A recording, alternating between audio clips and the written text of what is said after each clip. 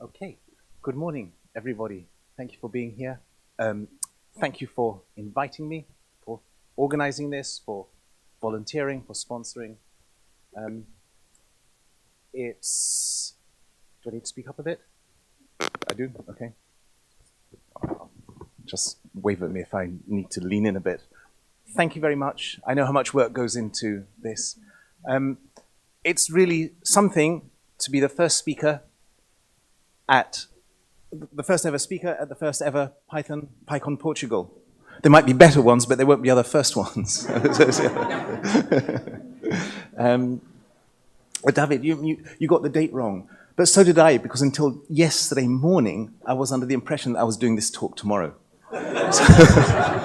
So yesterday was a slightly panicky day for me. Okay, let me introduce myself. That's me. I'm Daniele Procida. I work at Canonical, the company behind Ubuntu. I'm sure some of you know that. I have been involved in the Python and Django communities for the entire time that I have been in software, which is, I lose count now, but it's about 13 years or so. Been involved in the Django project. I'm involved in open source projects, in other Python communities and events, conferences in Europe, in the UK, in Africa too. I'm involved in the African Python movement. And I have a special interest in software documentation. And you may have encountered the documentation authoring framework, Diataxis, the link's down there. But that's part of my work. What else can I tell you? Oh yes, I can tell you that we're hiring at Canonical for people in Python and documentation. So if you're interested in either of those two things and would like to work in them in an open source company, perhaps come and talk to me because I can tell you a little bit about that. So I'm back in Portugal now for the first time in 3 years. It's really nice to be back because I was supposed to be back here in 2020 for DjangoCon Europe, and we all know what happened then. But it meant that something was suspended for a time. So I spent quite a bit of time thinking about when I'm back in Portugal, what will I do? Because I went for the first time in 2019. So I felt I had some things to follow up on after my first visit. So it's been on my mind. I did a lot of reading, actually, in that time. Here's some evidence of my literary researches, doing research for this talk, in fact, because I couldn't travel. And one thing that I discovered in the meantime that I hadn't previously associated with Portugal, and I don't think it's necessarily something that people even think about when they think about Portugal, is about a kind of serious playfulness, a sense of deliberate mischief and disruption. And I hadn't expected it, but I found it in the reading I did. And I wonder, is it part of the national character? I don't really know enough to judge. And you have to believe that there is such a thing as a national character in the first place to entertain such questions. But let me give you an example.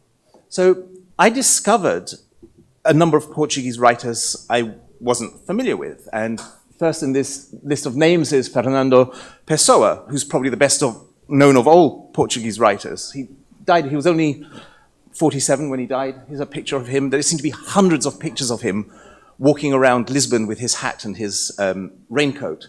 But in his short time, he produced a huge body of work, including poetry and criticism, though only a very small part of it was published in his lifetime.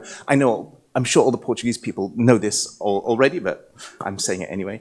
And he was deeply involved in the literary world and with the personages in it and the world of his times. So those other writers, his contemporaries, he was engaged with them in highly spirited ways. He talked and wrote about and disagreed with all of them enthusiastically on politics, on philosophy, literature, aesthetics, and writing. And those other writers I've named, some are more well-known than the others, but there were also many others around at the same time. And they too, of course, had their own various opinions and politics and biases and obsessions and perspectives and blind spots. And they wrote in lots of different forms with different literary and linguistic styles, and they had wildly divergent agendas. So it placed Pessoa in this rich and complex network of writing and literary thinking. So that engagement with other writers, with his milieu, was a huge part of his work and life, and it was serious and playful at the same time. And some of you will already be aware of something quite important about the relationship between Pessoa and these other writers, his contemporaries, because they were all invented by him. They weren't imaginary writers, they were created, they were invented. It's a different thing. It's not the same thing. They were real authors who wrote real words. They pretty much existed in every way except that they didn't have physical bodies. He called them heteronyms, not pen names. This is a completely different thing. They were fully developed alter egos, alternative selves. They had their own histories and biographies. You know, they even had different signatures. The only thing they lacked was physical bodies. And he created, there's some dispute over how many he actually created, but there were dozens of them.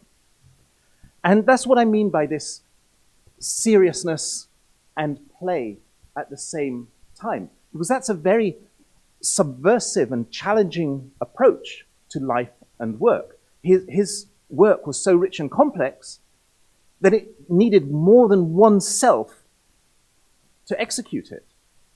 It was work that systematically challenged itself.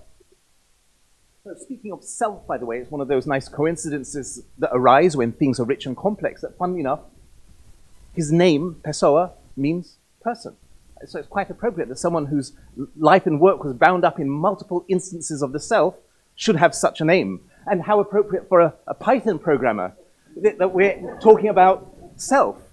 And when I was learning about all this, what I was doing as a programmer was writing some automated tests. And when you're writing automated tests, one thing that you're doing is creating work that systematically challenges itself.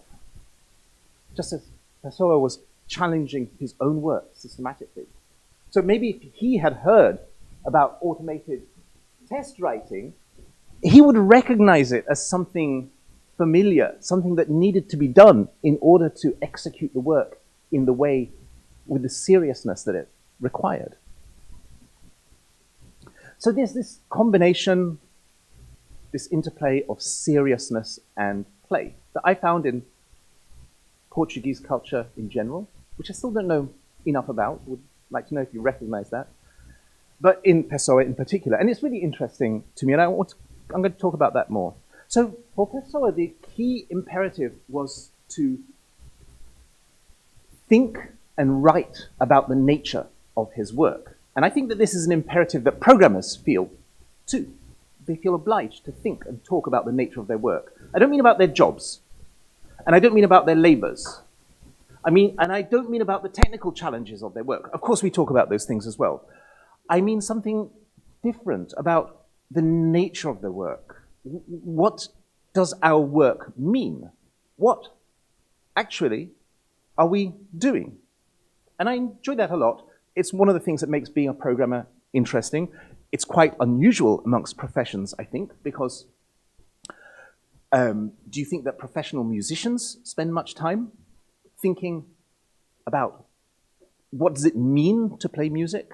I mean, they think about lots of things, but I'm not sure if they think about what it means to play music, or other professionals. I used to be a teacher. There's a lot of talk in teaching about the business of teaching, but I hardly ever heard somebody wonder, what does it mean to teach? What are we doing when we are teaching? How to teach, yes, but what it means and what we're doing, not so much. What about other professionals? You know, do chefs ask, what does it mean to cook? Bank robbers, do they wonder about what it means to rob banks? I don't think they do, on the whole. They think about the technical problems, the technical challenges, but not so much those questions. So you can tell that programmers are asking these questions, but by the jokes that they tell each other. For example, that programming is like trying to make sand think by playing tricks on it with electricity. And as usual, a good joke raises more questions than it answers. So when we finish laughing, we might find ourselves wondering what kind of tricks are taking place in us with electricity. What kind of electrified meat do you think you really are? I think my favorite programming joke is that debugging is like being in a murder mystery in which you are the detective, but you're also the victim and the murderer. And now the question about what am I doing becomes quite a complicated one. And joke, I like joke, see, abstraction. I like jokes in which we observe that something is like something else, because we're making that leap of abstraction. That we're drawing our attention to the shared form of things. And I think that abstraction is always a good way to get closer to an understanding, even if the likeness is only partial or maybe distorted. It still gives us something to work with. There's another reason I like that joke about the murder mystery. I feel that it's about me. It makes me the protagonist. I, the programmer, I'm the hero in that story, not just once, but 3 times, in 3 different roles. So this is about having agency as well, the power to act in and on the world. A child has very few opportunities for agency. It's circumscribed and limited. It's mostly confined to the child's free play, which is where they learn to determine the limits and parameters of the rules of their world.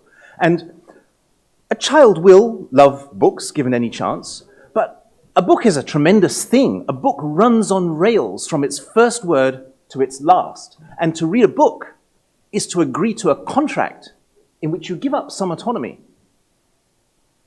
And in return, for a little while, you get something that fires your imagination. So reading books is a discipline. It's more than a fair exchange to enter into that contract. But both the price and the return are quite high. So maybe when you were a child, you had a choose-your-own-adventure book. Are these familiar to everybody? The books, you start reading a story, and then you get to the bottom of a little section. It says, okay, are you going to open the door or lock it tightly against the banging? And then it says, okay, if you do this, go to page such and such. If you do that, go to another page. And so you choose your own adventure through the book. And I'd love to read Prisoner of the Ant People. I could read that now, to be honest. I don't know if you can see that, 28 possible endings. 40, some of them had more than 40 possible endings in the book. Now, as books, even by fairly low standards, I don't think anybody could describe them as good books or good literature. Even as a child, I recognized that there was something a little bit shallow and thin about them. And I remember many stories and books from my childhood because they were formative, because they made an impression on me, and they took hold of my ideas and imagination and enriched them and gave me something new. And decades later, I still remember those, but I can't remember anything. I know I read some of these books. I can't remember anything about the books themselves, the content. They didn't really contain anything worth remembering. What they contained was gone as soon as it was over. But I really remember the experience of reading them. I remember the excitement. I remember the shock of coming to a bad ending, because that could happen in these books. That never, children's books, they don't normally end with the protagonist dying. But these did, sometimes. And I remember the pleasure of it, almost the slightly embarrassed pleasure of enjoying a choose-your-own-adventure book that I could tell didn't actually have that much value as a book, or one that was written for an audience that was much younger than I was, but I still enjoyed it.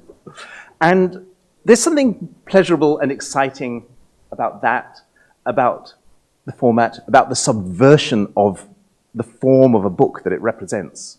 It's the breaking the rules of books. It's a little bit of a holiday from discipline. It's like when your mother lets you have a day off school for absolutely no reason at all, just because. And that's a thrill in itself. And I think they do have, not literally value, I think they have value. It's a place where the child can discover some precious autonomy and agency, right in the place where solemn rules normally apply. And so that's quite thrilling, to be made the protagonist, the hero of the story.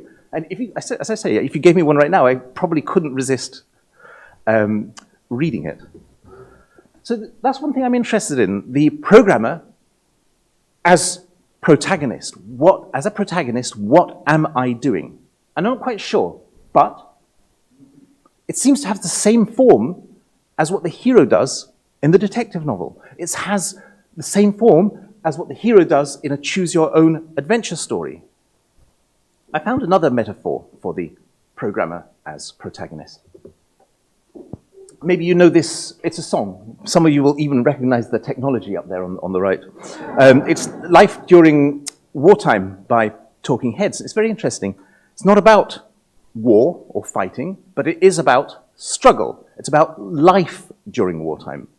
It describes the point of view of someone caught up in some kind of civil unrest, participating in some kind of resistance movement, driving vans, transporting weapons, buying groceries, looking out, noticing things, thinking about how life has changed. And I thought, actually, this feels a bit like the experience of the programmer, because it's about an ongoing struggle with a system and within a system. It's about endeavors and obstacles, about the way that each challenge, as soon as you solve it, is followed immediately by another. So you get through the roadblock, but now you have to try and send a message or receive a message. And there's also hacking the system, doing things like using false passports or adopting disguises or tapping phone lines. So it's about being a protagonist, an agent in a sort of struggle where some of your actions are legitimate and within the rules, and some of them are outside the rules. It's a vivid picture of a situation, or of a situation made up of lots of little impressions. And there's one thing that's missing from it, that's completely and entirely missing. And that's the enemy. The enemy is never identified or even mentioned. The enemy is not even interesting. There is a protagonist, but there is no antagonist. What's interesting is the situation, the system. The struggle is not defined by conflict with an enemy, but by the system within which it takes place. And that's why I say there seems to be something like programming in that, because in programming we're engaged in a struggle for supremacy and survival of a kind, but we don't have an enemy, or maybe the only enemy is ourselves, but there is no other that we are fighting against. In programming, there's nobody against us, no antagonist. It's just us and the struggle and the system within which the struggle takes place. Actually, the full name of this, it's one of the longest named songs that I'm aware of. The full name of the song is Life During Wartime. This ain't no party, this ain't no disco, this ain't no fooling around. So it's also a song about what had to be sacrificed, what lighter parts of life had to be given up in order to participate in the struggle. To participate in the struggle, you had to give up some play and take on some more seriousness. The song does another interesting thing, something very unusual for a recording, because it fades out, but not at the end. It fades out in the middle of a verse while the story is still being told. The rest of the story just disappears into the hiss, unfinished, literally mid-sentence. It's describing ongoing struggle, life during wartime, and that's how it is. It doesn't have an end, it's ongoing. So what are we doing as programmers? Well, I think we are engaged in struggle, not with an enemy, but with and within systems. So this is us, I think, as programmers, protagonists without antagonists. So what are we doing? What is the nature of this work? I think our work is, in one definition of our work, one account of it is to say, our work means to be engaged in a struggle not with an enemy, but with a system. I found another Portuguese connection. I discovered José Saramago. Let's say he's a Nobel. He has the Nobel Prize for Literature. So when I say I discovered him, I'm not saying that you wouldn't have heard about him had it not been for me. But I discovered more of this, what I thought seemed to be this Portuguese appetite for seriousness and play. And I thought, again, it reminded me of what's happening to us, what we are doing as programmers. So many of his novels, so I find this, I'd like to walk around and I can't because I'm stuck here, so I can't take this around with me. Many of his novels share a pattern. They posit a world that's somewhat familiar.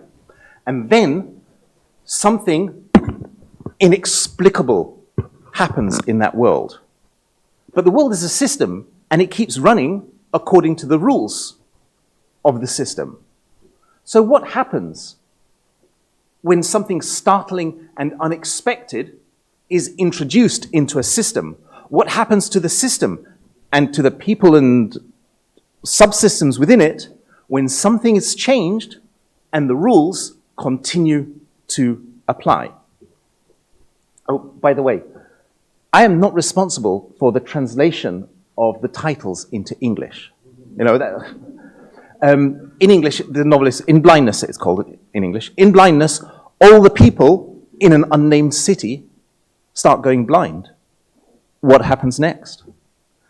Death at Intervals, again, that title, is set in an unnamed country where one day people simply stop dying. What happens next?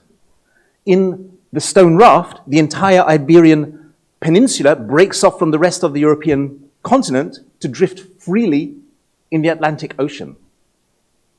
What happens next? Seeing is, again, that title, is a kind of sequel to Blindness, set in the same unnamed country and city. On election day, the officials are alarmed to discover that only a handful of people have voted, and more alarmed still to discover that the vast majority of ballots that were cast were left blank. What happens next? So this pattern is Saramago's method, his literary scientific method. There's a world, maybe a little bit abstracted, but more or less recognizable and familiar. And then something happens, an event, usually inexplicable and startling, that disrupts the world, but at the same time the world manages to accommodate it within its system of rules. And then there are the consequences, the events that unfold. What happens next according to the rules? It's a rich, I think it's a rich and powerful way of exploring our world at the level of the whole of society, of institutions, of individuals. And again, it feels to me like a pattern that occurs in programming. We have a world, a system, perhaps an application, or a programming language, or framework, whatever. And then there's an event, a disruptive event. Something disrupts it, the appearance of a bug, an unexpected input, a malicious action from outside, the breakdown of some other connected part or some behavior, or even a change by the programmer themselves. And then things unfold, and we get to, well, we have to explore the world at its different levels. We go in search of the nature of the disruption as programmers. It's to find its true cause, to find its explanation, and to find out what happens next. And that's the moment that the programmer turns into the detective in a choose-your-own-adventure story, whether they're ready to or not. The moment that we are thrown into debugging. So in Saramago, the protagonist struggle, I don't think it's ever with an antagonist, but it's with and within a system, like life during wartime, like a programmer's struggle.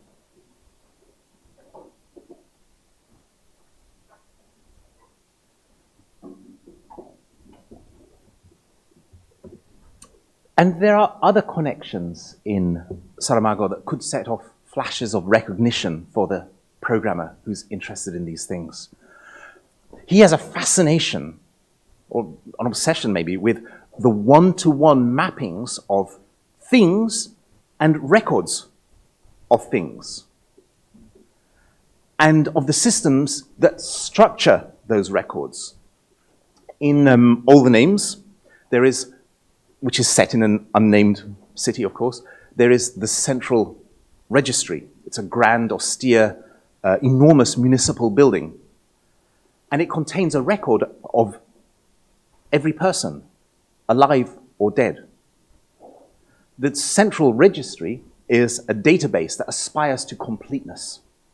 And quite a lot of the novel is dedicated to exploring how such a system would work. So it's Saramago's style, or his method, I think it's better to call it a method, to pursue logical lines of inquiry relentlessly within a system that he has created.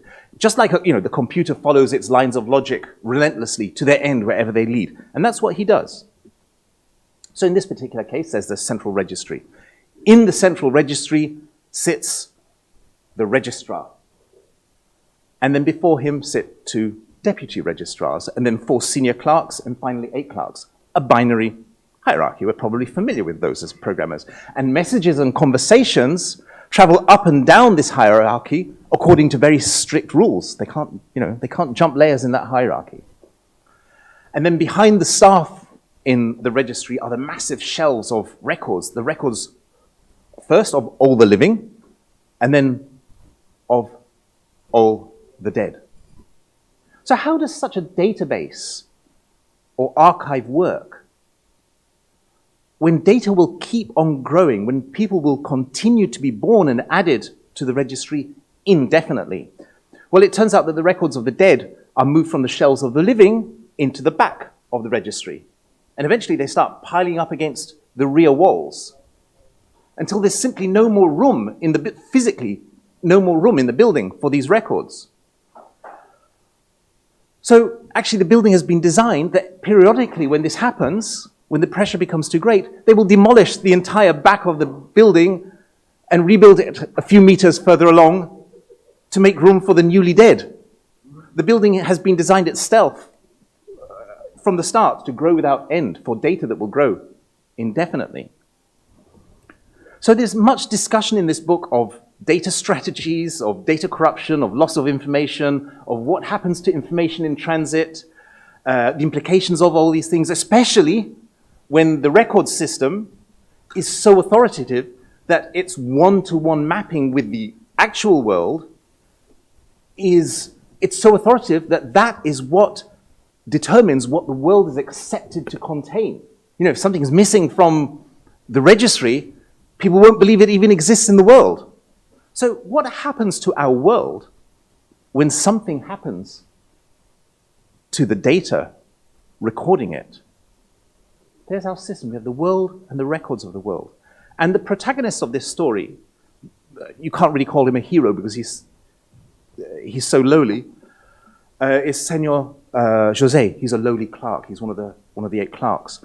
But he's also the unexpected event, the disruption, or anyway, he introduces the disruption, and then he has to deal with it. So he becomes simultaneously the murderer, the victim, and the detective. One day he starts doing things that he's not supposed to do. He keeps a scrapbook of famous people, and he decides, well, I've got all their records here, so I think he goes looking. He goes looking for some biographical details of a bishop, and he does this for a while. But one day he accidentally picks up the record of somebody who's not famous, a 36-year-old woman. What happens next? Well, he becomes obsessed with her. He becomes obsessed with her information, with her records. And he goes looking for her. And he goes looking for her in 2 ways. He looks for her in the city, in the world, and he goes looking for her through the records of the world, of the city, in all its other archives too. So he gets madder and madder. He breaks into the school that she attended as a child and spends a night in there, going through filing cabinets and in dusty storerooms, looking through boxes of records of old students. It turns out she was actually later a teacher at that school. And he finds himself in deeper and deeper trouble. Finally, he goes looking for her in the general cemetery. another archive. The cemetery is an archive of the dead. It's a one-to-one record of the dead. Not surprisingly, this is Saramago we're talking about. The general cemetery turns out to be the exact counterpart of the Central Registry. Even the buildings, their construction, their form. And the binary hierarchies and the relationships are there too. 8 clerks, 4 senior clerks, 2 deputy keepers, and the grand keeper. And like the registry, the cemetery keeps on growing without limit, beyond its original bounds, branching off as it grows into the spaces left by the city. In a binary tree, of course, it goes, 8, 16, 32, 64 branches as the cemetery has to be extended, just like the archives of the Central Registry. So the cemetery is an archive of the dead. There's a friendly rivalry and of cordiality and mutual respect between the two institutions. On one hand, the registry is merely a tributary feeding the general cemetery. On the other hand, the registry contains all the living, whereas the cemetery contains only the dead. The registry contains the living and the dead. The cemetery only contains the dead, or their names anyway. And on the other hand, again, the cemetery is where everyone is going to end up eventually. And just as the Central Registry's records are susceptible to corruption, careless filing, mold and damp, things being moved around, the gnawing of a mouse, even the archive of the dead, the cemetery, suffers from corruption of data. After a person is buried, a temporary marker is put on their grave until the headstone is made. And during his researches or searches, Senor José spends a night at the cemetery. And in the morning he's woken up by a shepherd. And it turns out that the shepherd who grazes his sheep there is in the habit of finding these temporary markers on the graves and moving them around to other graves deliberately, so that the headstones and the future visitors will be at the wrong site. And Senor José is aghast because he thought, maybe his research has ended. He's aghast or offended by this dishonoring of the dead. And the shepherd says, one can show no greater respect than to weep for a stranger. So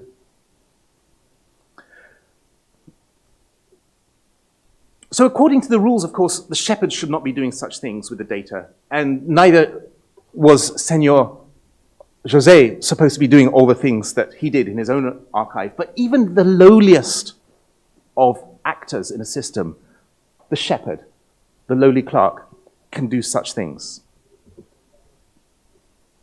A good way if you want to understand what the shepherd was doing, he was tampering with variables so that they pointed to the wrong object. So All the Names was published more than 10 years before Django was even released. But it's still one of the best books I've ever read about object modeling and database programming.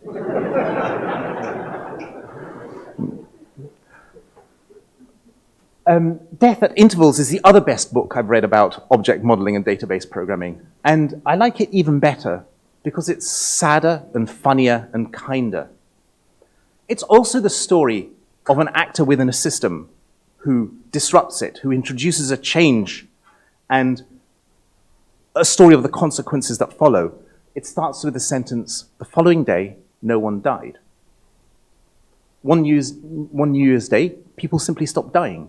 And as the weeks and months go by, all the people who stopped at the threshold of death simply accumulate there. And the first part of the book is concerned with the implications for society, for the government, for the church, for the hospitals, for the philosophers. The hospitals filling up with people who ought to be dying but never do, the nursing homes, the monarchy, the Republicans, the pension companies, the insurance organizations, the funeral services industry, even organized crime, all the parts of the system. And then we discover who is responsible for this. And it turns out to be none other than death herself. She decided, just one day, to take a break from her eternal duties. Why? Well, she explains it in a handwritten letter to the Director General of Television. She says it's to give human beings a taste of what it would to give human beings a taste of what it would mean to live forever, eternally. And she also admits that she doesn't know if those two words mean the same thing. She says, personally, I have no idea whether eternally and forever mean the same thing. And in the same letter, she also admits that actually her experiment was a mistake. And that at midnight, everyone, more than 62,000 people who were supposed to die but hadn't, are going to die. They're going to die at midnight, which indeed they do. And she also informs everyone, through this letter read out on the television by the perspiring Director General of Television, that from now on, everyone who is due to die will be informed of this a week in advance by a letter. She thinks this will be kinder. Because despite having worked with human beings for millennia, death hasn't really acquired a good sense of their emotional reactions. So it turns out also that death is quite eccentric and has a bit of a temper. So one of the newspapers reprints her letter but dares to correct her name from death, spelt with a small d, to death with a capital D. And the newspaper also makes the mistake of publishing the opinion of a grammarian who takes issue with her punctuation, her linguistic style, and warning that it's going to set a bad example to children. Most of that is, in fact, Death's letter. And you can see what I mean about punctuation and so on. She always writes her letters on violet-colored notepaper, by the way. So, anyway, she's very displeased, and she sends another letter, this time to the editor of the newspaper, criticizing the grammarian and demanding that a correction be published. And quite a menacing letter. And so this criticism of the linguistic and literary, even the style of punctuation, that's a typical piece of Saramago looping and self-reference, because the punctuation, the use of paragraphs, the long sentences, the disregard for convention, that's a criticism of his own writing. That's what his text looks like through his books. Like this, page after page. This is a bit of, you will find out about death with a capital D, she warns. Her menacing letter to the newspaper. Of course, as Python programmers, are we not also very interested in questions of white space? Anyway, so death is now sending people letters a week before they're due to die. And once again, people and society start to adjust with some difficulties to this new arrangement. And then one day, something goes wrong. One of the letters comes back. It couldn't be delivered, like returned to sender, in effect. And at first, Death is just puzzled, because nothing like this has ever happened before. Death has worked as it should do, without glitch or error, for eons. She has run into an anomaly, a bug, or at least an unexpected exception. What's the first thing a programmer does when they do something and they get an unexpected response? Yeah? They do exactly the same thing again. Death sends the letter 3 times, and it returns 3 times. And now she's pretty annoyed. And who does she have to blame? Because until she started tinkering with the system, it had been running, a system that had been running perfectly for eons. Malfunctions had been unheard of. She has no one to blame but herself for this problem that she now has on her hands. She is the one who introduced the breaking change. So she checks and she double checks the records in her filing cabinet. She checks things over, turns them over. Is this an instance of data corruption, like in all the names? Is it an off by one error that there's one person who won't die? Is it a problem with data in transit, with the network, with the communications? And it turns out to be worse than she even thought. The first letter was sent several days ago. This man should have been dead already. And she does a typical programmer thing at one point. She adjusts the date of his birth to make it. So she's the detective now, investigating this bug, and she's also the criminal and the victim of it as well. And she's determined she's going to get to the bottom of this problem. She leaves her cold subterranean room, and she sets off, like Senor José did, into the world to find this anomaly, to come face to face with this man who won't die when he's supposed to chase down the bug that she herself has introduced. And right now, if you are a programmer, you know exactly what kind of situation Death finds herself in. You know her mindset. You know how she's thinking.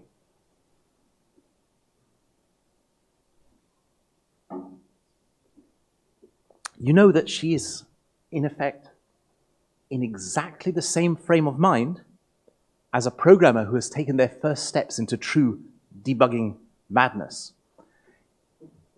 In effect, Death is about to SSH into a system running in production. And you start to feel a tremendous sympathy as a programmer for Death, because you know her situation very well. You've been there too. You've not only found yourself in it, you have put yourself into that situation many times before. You have been, and you know that you will be again, the victim, the murderer, and the detective in your own story. And I'm not going to say more about the story, about how it unfolds, what happens when Death finds the man who's supposed to be dead, when she watches him play his cello in the orchestra, and she finally comes face to face with him. But I found it very sad and funny and kind. It ends with the same sentence that it started with. The following day, no one died. But maybe that's... I'm sure many people have read this, but it made an impression on me. So these are the things that I think about when I think about my question, what am I doing? What are we doing as programmers? And I kept finding answers in different kinds of stories.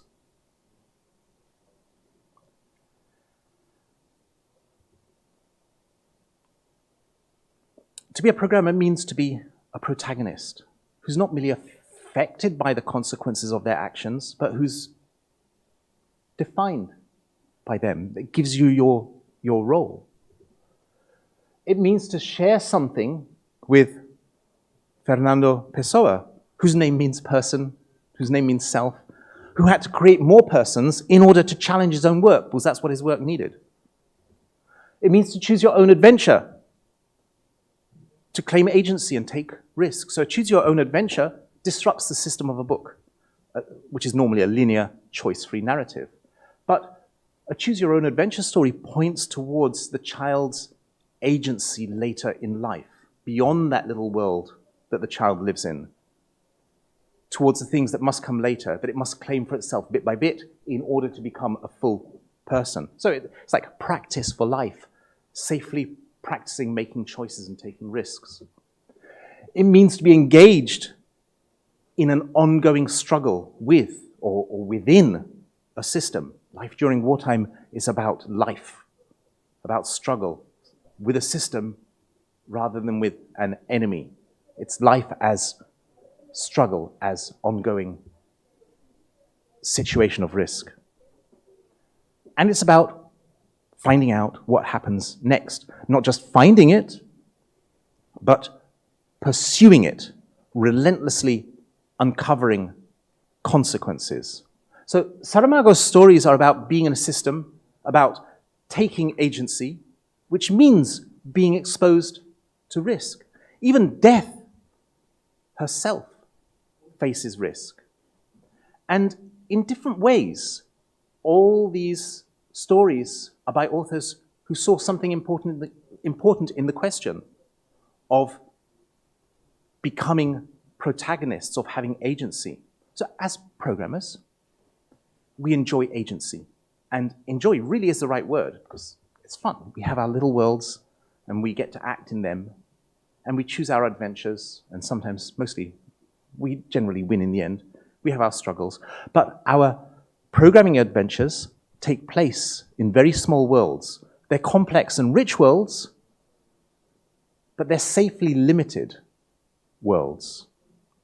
And the thing about risk in real life, as risk as it appears in all those stories, is that it tends to spill out over its original limits. In life, risk is not an easily containable thing. So, as programmers, we could have adventures only in our safe little worlds, but we could also be prepared to lift up our eyes a little bit higher, to face the rest of life and take risks there as well, where risks do spill over into consequences. Are we prepared to face disruption and to disrupt ourselves, to be engaged in struggles that have consequence? Are we prepared to engage in struggles, not just with antagonists, which is always very easy when somebody comes up to give you a fight, but to challenge the systems that we find ourselves in and that define us? I mean, for example, the economic, the political, the social systems that define us and also define our struggles with others. So, Senor José's story, it began without any great or noble intention. He was just collecting things for his scrapbook. But he went out into the world and he fumbled with it inexpertly. He wept for a stranger and he took risks. He challenged the idea of his own archive of the system. And at least that's something of consequence. Even death went out into the world. And she took personal risks. She gave things up. So in all those cases, it's not enough to remain within the system, having encounters and facing challenges within its rules.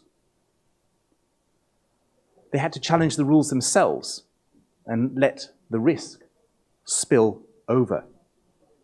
And for me, it always seems to come back to seriousness, this seriousness discovered and uncovered in play. And it's this tension, this interplay of seriousness and play that seems to be in them all. And I spent really quite a long time thinking about this relationship between seriousness and play and what they mean, how one slips into the other, what tension they're in, what they mean for a novelist or a programmer. And finally, while writing this talk, I realized it wasn't enough, that I was looking at them in the wrong way, because they are in a relationship, but they're not in this relationship.